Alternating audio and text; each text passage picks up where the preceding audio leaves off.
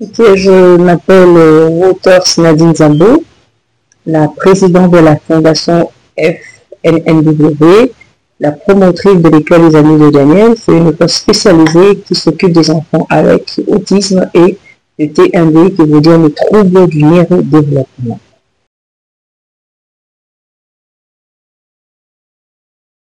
Ah oui, ça va faire, la fondation va faire plus de 15 ans que ça existe. Et l'école des Amis de Daniel, ça va faire 11 ans cette année. Ben, sincèrement, je vois qu'il y a l'évolution, hein, nous évoluons. C'est comme si nous sommes en train de monter les marques d'escalier, hein. Niveau 1, niveau 2, niveau 3, plus l'année passe, plus on évolue et le bilan, pour moi, c'est un très bon bilan. Ça dépend. Ça varie de 75 à 100, 110 élèves. Et selon leur catégorie, nous avons les autistes, nous avons les trisomiques, nous avons les difficultés d'apprentissage scolaire, nous avons les dyscalculie, dysphrasie, etc. Nous avons aussi formation professionnelle, orientation professionnelle et tout ce qui est le trouble du neurodéveloppement.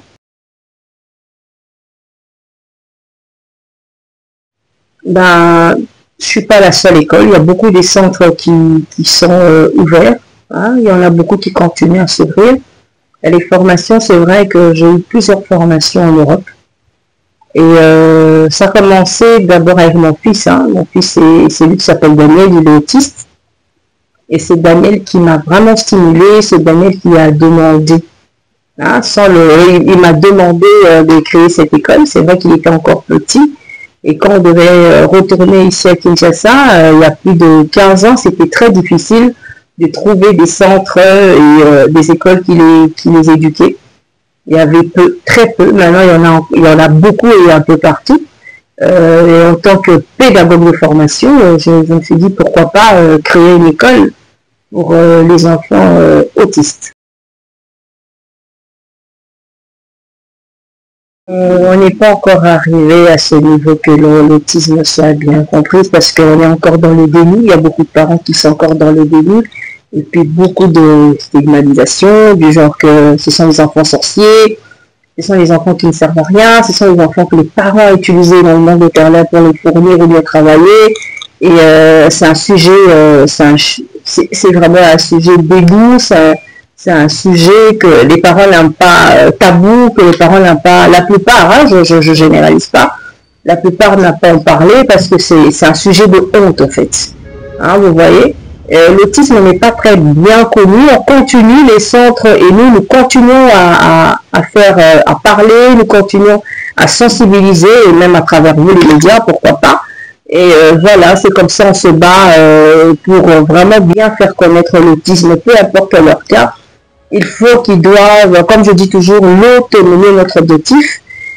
Pour parler de la cause, c'est un peu vague, hein. Jusqu'à présent, peut-être maintenant, il y a ceux qui disent que ce sont les vaccins, entre 12 à 13 mois. Il y a ceux qui disent c'est génétique, il y a ceux qui disent ils sont nés comme ça. Il y a ceux qui disent ils ne sont pas nés comme ça, ils sont devenus. En tout cas, il y a plusieurs, jusqu'à présent, on n'a pas confirmé une bonne cause. Ça n'a pas encore été confirmé, mais là, en train de tâtonner, hein. Chaque personne, il y a toujours des recherches qui est en train de se faire, et jusqu'à ce que eux tous vont se décider pour dire, ok, on a remarqué que l'autisme vient de telle condition. Et c'est ça. Le but, c'est de faire comprendre les parents plutôt, qu'ils ont un enfant autiste. Qu'est-ce qu'ils doivent faire? Comment les accompagner? Ça, c'est plus important. Parce que comme la plupart des parents, moi, je suis parent, hein, je suis maman d'un enfant autiste et puis maman de plusieurs enfants. Au début, c'est vrai que j'avais un déni, hein. J'ai dit non, c'est pas moi, je peux pas, c'est pas vrai. Je dois prier, qu'est-ce qui s'est passé pour avoir un enfant pareil? Vous voyez que vous pensez que ça arrive qu'aux autres. Et quand c'est arrivé dans votre propre maison, vous sentez comme si le ciel s'écroulait sur vos têtes, comme si vous avez une grande charge, et des fois vous êtes déboussolés, il y a des parents qui font des dépressions, il y a des parents qui tuent les enfants, c'est vraiment compliqué, parce que c'est très difficile. Et puis l'autisme, il y a plusieurs types, hein. Il y a type A, ceux qui sont très intelligents, les savants, les Asperger, il y a le type 2, le type 3, les sévères, il y a toutes sortes de types. Et cela dépendra de nous autres, comment éduquer, comment enseigner, comment sensibiliser la population, que c'est un état en fait. Nous devons, qu'est-ce qu'on a un enfant pareil, qu'est-ce que je dois faire, où aller, où, comment m'orienter, ça c'est le but. Mais madame m'a dit, c'est une école, ça veut dire que il y a ceux qui peuvent avoir le maths, le français, l'histoire, ils vont l'apprendre. Ça dépend du quotient intellectuel de l'enfant. Nous orientons l'enfant, nous les mettons, nous les plaçons dans le niveau des salles de classe selon leur QI. Et à partir de là, on va voir comment orienter. Ceux donc l'autisme n'est pas sévère peuvent retourner à l'école ordinaire, mais avec AVS. Normalement, c'est très important d'avoir un auxiliaire de vie scolaire qui accompagne l'enfant à l'école ordinaire parce que ce n'est pas n'importe quel pédagogue qui peut éduquer nos enfants autistes.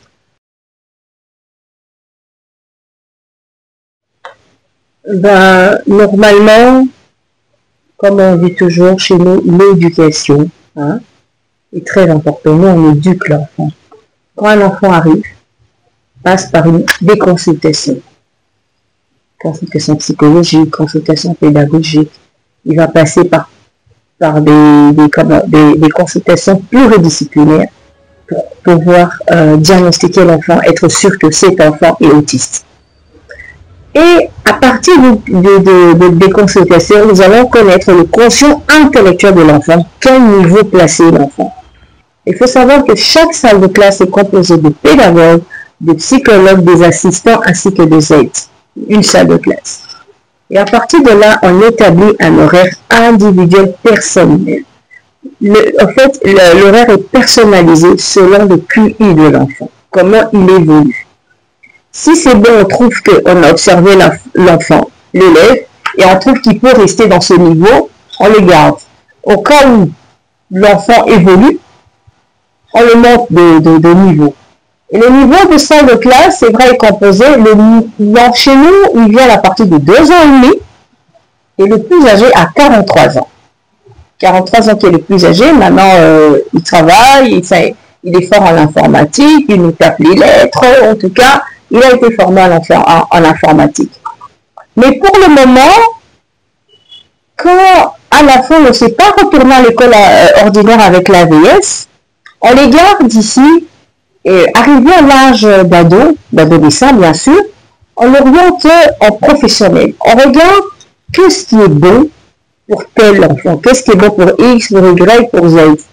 S'il est bon l'informatique, nous orientons l'informatique. S'il est bon en cuisine, en menuiserie, s'il est bon, ça dépend de quoi.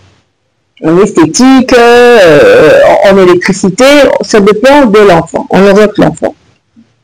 Jusque-là, nous avons des enfants auxquels nous avons orienté et ceux qui travaillent. Il n'y en a que 2. Mais ils sont encore au niveau d'apprentissage. Il y a un souci. Nous devons demander, on demande toujours au gouvernement de pouvoir exiger comme ailleurs les compagnies, les sociétés de pouvoir engager ne plus que 1 ou 2 personnes vivant avec handicap, mais qui a été formé, qui a un certificat, qui a un diplôme, qui est capable peut-être d'être gardien, qui est capable d'être un coursier, leur donner de la valeur, de leur montrer que vous les aimez, de l'amour, et surtout de l'importance. C'est ce qu'elle a. Nous sommes encore à ce niveau-là. Les engager, on n'est pas, en tout cas, nos mentalités, je ne sais pas, on n'est pas encore prêt pour les engager. Mais nous devons, en fait, ça doit être une obligation, en fait, de nous engager. Mais ceux qui sont formés, ceux qui ne sont pas formés, ça va compliquer la vie, mais ceux qui sont formés, on doit les engager.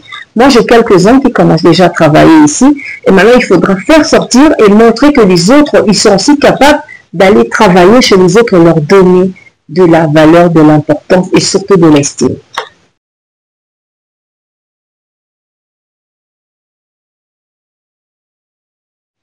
Bon, ça dépend. Il y a ceux qui disent que l'autisme est un handicap, il y a ceux qui disent que l'autisme, c'est pas un handicap, c'est un état. Ça dépend de comment vous êtes en train de décrire ça. Ceux qui disent que c'est une maladie, ceux qui disent que c'est l'handicap, mais normalement, on ne met pas l'autisme dans le cadre d'un handicap.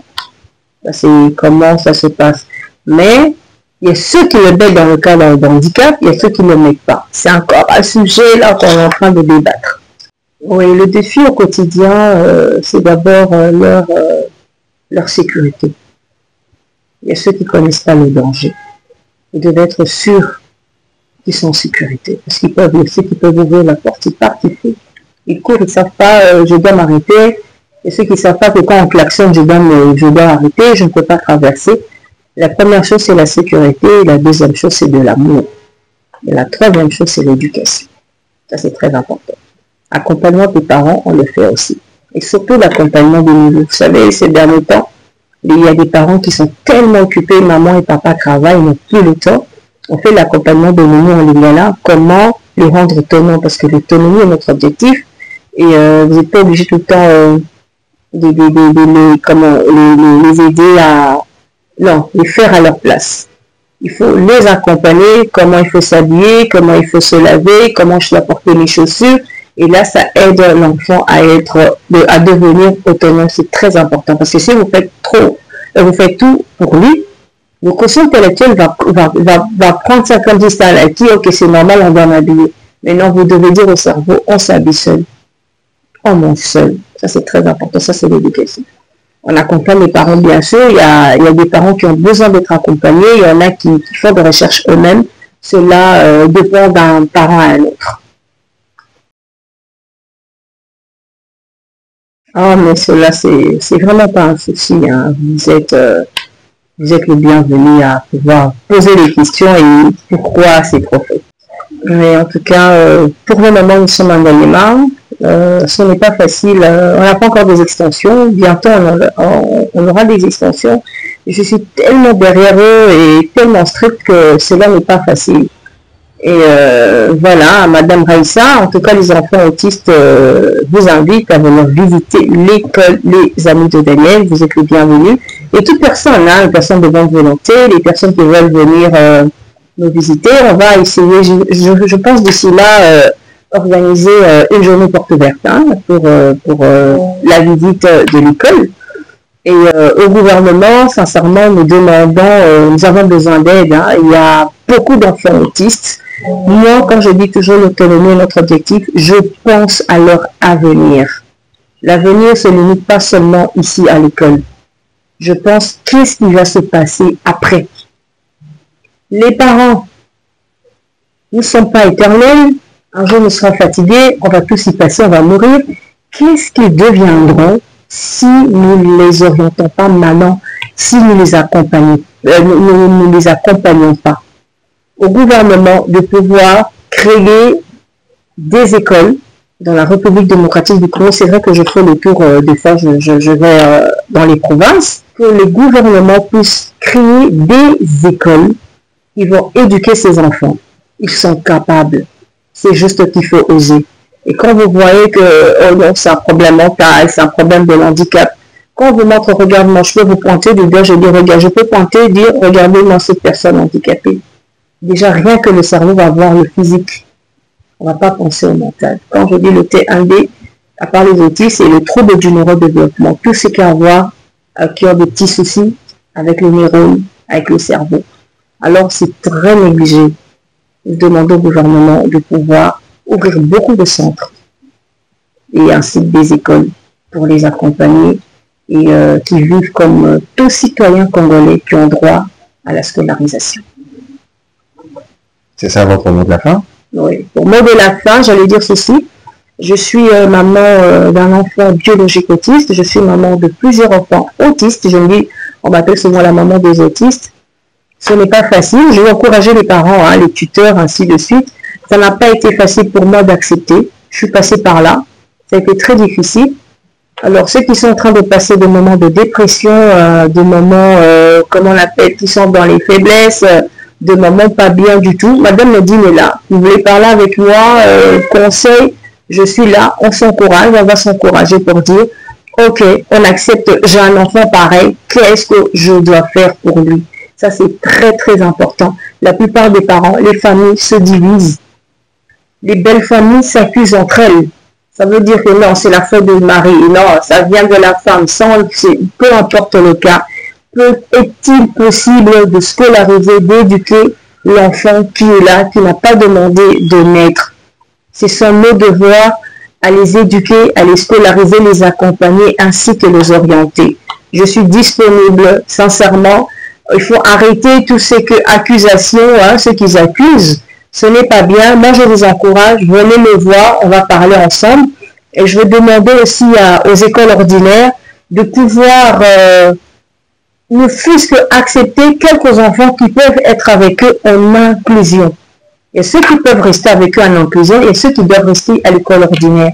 Mais les écoles doivent essayer de prendre ne fût-ce que quelques enfants, de former les professionnels, les former les pédagogues qui peuvent ne fût-ce que éduquer ces enfants-là parce que ça n'est pas donné à n'importe qui. Voilà, bon, je suis à Kinshasa, précisément en République démocratique du Congo, l'avenue des Écuries, numéro 4, dans le quartier Joli Parc. Référence est simple, hôpital Ngalema Centre de Kitambo Magasin, et à ma gauche, King Marché de Kitambo Magasin, et l'hôtel Malébo, les amis de Daniel fait le coin. Le numéro de téléphone, c'est le 082 000 61 77. Nous sommes sur Facebook, Instagram, nous avons même le site internet, et puis nous avons aussi notre site sur YouTube, les amis de Daniel. En tout cas, bienvenue, vous êtes les bienvenus. Madame Nadine est disponible 24 heures pour 24